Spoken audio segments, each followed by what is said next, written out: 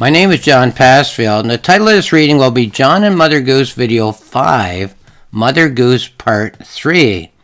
So here's my novella, John and Mother Goose, The Carnival of Tales, a picture of John and Mother Goose talking on the cover. While driving his granddaughter home from daycare, John suddenly finds himself standing in the midway of a carnival of Mother Goose fairy tales. He's greeted by Jack of Jack and Jill fame, who tells John that Mother Goose is expecting him, as she has a role for him to play. But what does Mother Goose really want?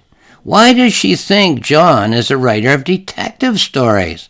And why, when she meets John, does she greet him as a long-lost son? And for that matter, why do so many of the fairy tale characters have different stories? They want John to write for them instead of the ones in which they have lived for hundreds of years. John is not a mythical creature. He's only a human, after all. But can he save the Mother Goose Carnival? Can he solve the mystery of the vanishing fairy tales? Well, John finds himself in a dream strolling along the midway of the Mother Goose Carnival of Tales with Mother Goose herself. On every stage along the midway, nursery rhyme characters are acting out their stories. As the two of them, John and Mother Goose, stroll along the midway and stop to watch the plays, Mother Goose explains the origin of the Mother Goose Carnival of Tales and the dilemma that she now finds herself to be in. So let's pick up on this story of Mother Goose's dilemma by going to page 29. Here we are. So John and Mother Goose are strolling along the midway. A line goes through John's mind. Little boy blue, come blow your horn. The faded sign says, Little boy blue, come blow your horn. It all started with just an idea, John, Mother Goose is telling me, far, far back in the mists of ancient time. I was spending an afternoon at a country fair.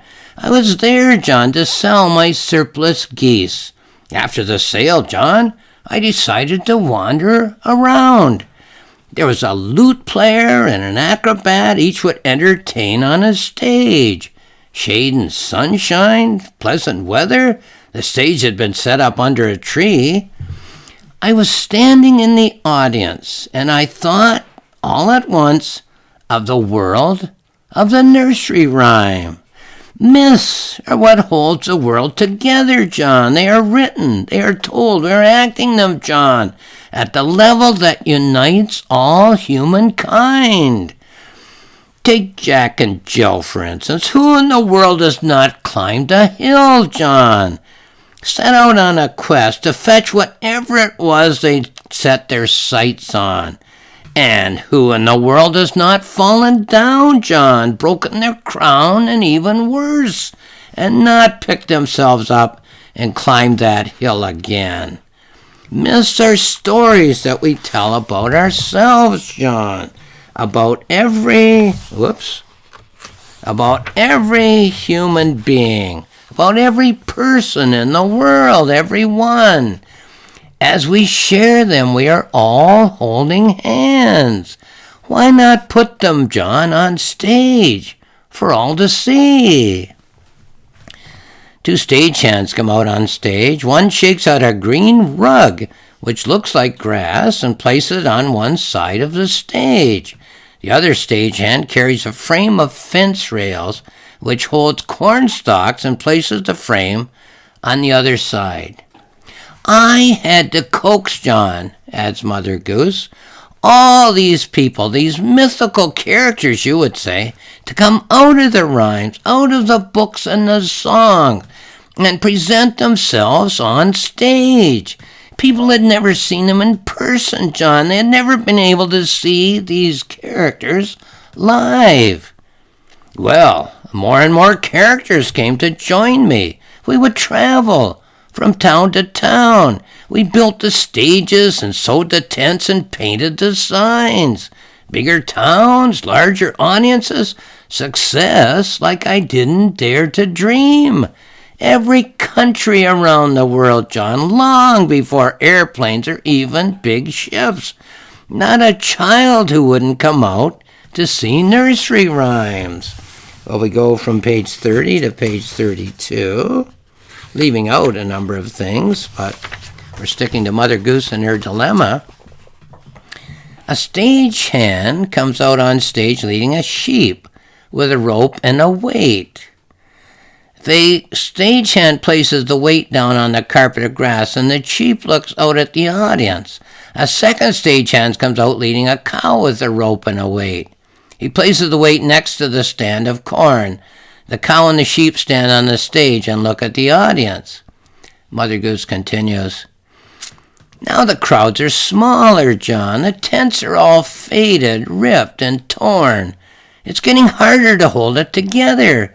It seems my characters come and go. They're like children, John, irresponsible children. They were spoiled in the early days, more popular than they could handle. You wouldn't believe the size of the crowds. Now they have to work for an audience. Some of them find it hard to take. Some of them get depressed at the meager size of the crowds. They just take off, John, and wander who knows where. A line goes through John's mind. He's under the haystack, fast asleep. Little boy Blue comes out on the stage. He acknowledges the smattering applause with a slight smile. He moistens his lips, and then he raises his horn, adjusts his pucker, and begins to blow on the horn. I'd rather not talk of my fears, John, Mother Goose intones. I believe in a sinister force always lurking outside the grounds, testing and probing for any weakness, a pack of wolves that watches the fold. I don't dwell upon this notion, John. I avoided it in my speech. It might affect their performance. Art is not life. It is life refined. Let them present the world as cheerful and happy and bright. But there's something in the air, John, something that doesn't like nursery rhymes, that insists on deeper stories with darker moods. Something is diminishing my tales, John, making them fewer, if you know what I mean. Killing them, John, if I force myself to be blunt. That's why I fear for the fate of the missing ones. Little boy Blue is taking his bow as to a smattering of applause as two stagehands come out to clear the stage. Mother Goose tells me that she will introduce me to Little boy Blue. So we move on to another chapter, page 47 here. John and Mother Goose continue to stroll along the midway, watching the odd play. The faded sign says, Jack be nimble, Jack be quick. I'm trying to hold it all together, John, Mother Goose is telling me. I find I sit in my tent sometimes, John, late at night, trying to make a definitive list in the light of a single candle's glow. But I tear them all up, John, crumple them in frustration long before I complete one to the end. My world is a constant conundrum, John. I should go back to raising geese. Let the mythicals fend for themselves and just walk away. But then the dawn comes, John. The sun lights up the tent. I blow out the stubby candle.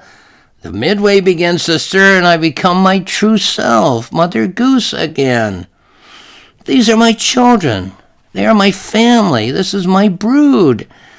I like to know where each of them huddles on a cold and rainy night. They go off sometimes in the dark, and I never know. Are they sleeping in a haymow, snuggling safely in a barn? Or are they lying and crying for me in a ditch by the side of the road? I want all of them here at the carnival, safe in my arms. A stagehand comes out on stage and places an unlit candlestick down.